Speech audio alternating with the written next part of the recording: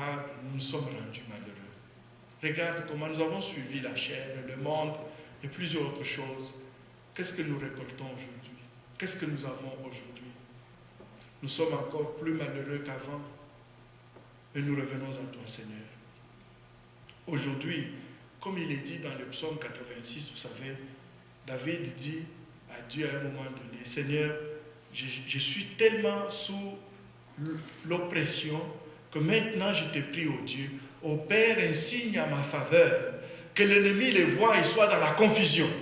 Ô Père, un signe à ma faveur, Seigneur, que tous ceux-là qui voient que j'ai perdu du temps, qu'ils sachent que j'invoque le nom du Dieu vivant. Amen. Amen. S'il y a quelque chose de mort dans notre vie,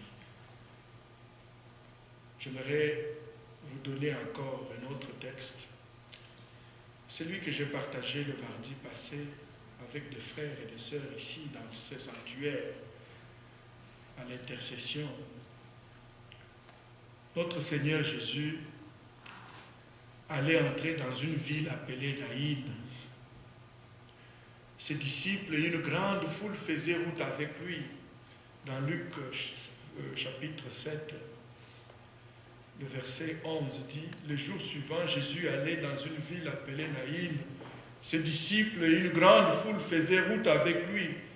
Lorsqu'il fut près de la porte de la ville, voici on portait en terre un mort, fils unique de sa mère, qui était veuve. Et il y avait avec elle beaucoup de gens de la ville. Voici le portrait, frères et sœurs. Jésus, avec ses disciples, le verset 11 dit, une grande foule faisait route avec lui. Donc il voulait entrer dans la ville qu'on appelait Naïn. Et au moment où ils veulent y entrer, une autre foule sort de la ville. Moi, je les appelle le groupe de la vie face au groupe de la mort.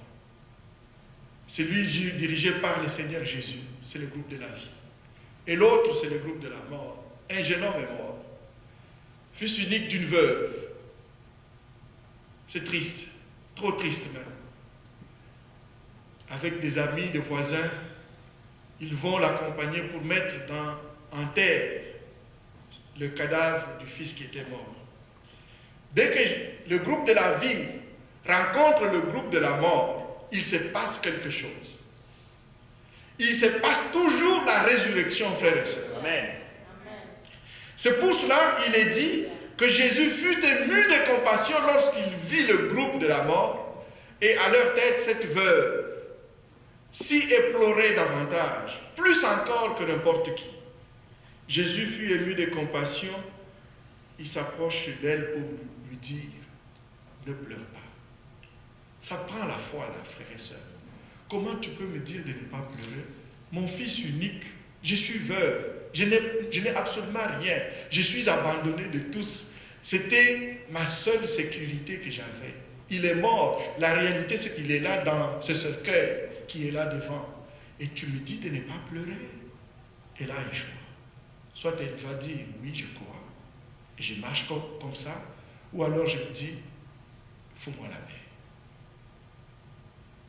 Cette femme, je suis sûr, elle a choisi de dire, j'aimerais ça te faire confiance. Quand bien même les circonstances de ma vie sont contraires à ce que je veux, contraires à ce que je souhaite, et elles sont même contraires à ce que toi, tu me dis d'être. J'ai choisi de te faire confiance. Jésus s'approche, il touche le cercueil, et ceux qui portaient le cercueil, ils s'arrêtent, et Jésus dit à l'homme, au jeune homme, il dit, verset 14, jeune homme, je te dis, lève-toi. Alléluia. Amen. La parole de Jésus a donné vie. C'est une parole qui donne vie. Y a-t-il un domaine de ta vie maintenant, en ce moment, qui est mort?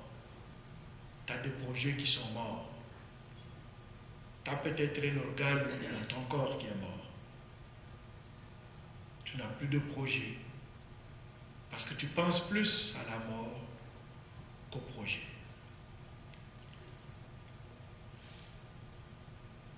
Le projet d'étude est mort. Parce qu'il y a peut-être quelque chose qui ne va pas.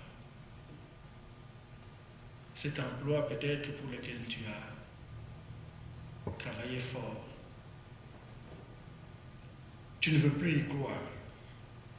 Bien-aimé, si à un niveau ou à un autre, tu constitues un membre du groupe de la mort, tout ce que nous avons à faire, c'est de sortir et d'aller à la rencontre de Jésus avec le groupe de la vie, afin qu'il ressuscite tout ce qui est encore mort à nous, parce qu'il peut le faire.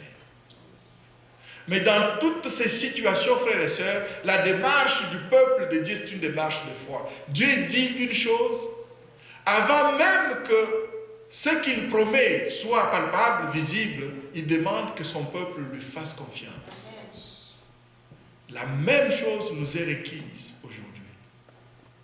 Voudrais-tu sortir de cette salle plein de confiance, plein d'espérance, que le Dieu en qui j'ai cru, mon Dieu, qui m'a conduit aujourd'hui ici, ce Dieu-là, il est vivant. Tu n'es pas là par hasard, frères et sœurs. Dieu a voulu que tu entendes ça aujourd'hui. Dieu a voulu qu'aujourd'hui, tu lui amènes tous les projets morts de ta vie, de ta maison, de ta famille. Que tu lui dises, Seigneur, voici encore ce qui est mort. Ce sur quoi je n'ai plus aucune espérance. Je te l'amène maintenant.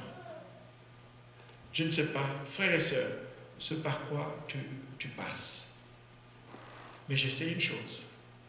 Il y a au milieu de nous les dieux vivants et vrais qui te livrent maintenant. Maintenant, cette parole, c'est à toi de la saisir et de lui faire confiance. Lèvons-nous et prions.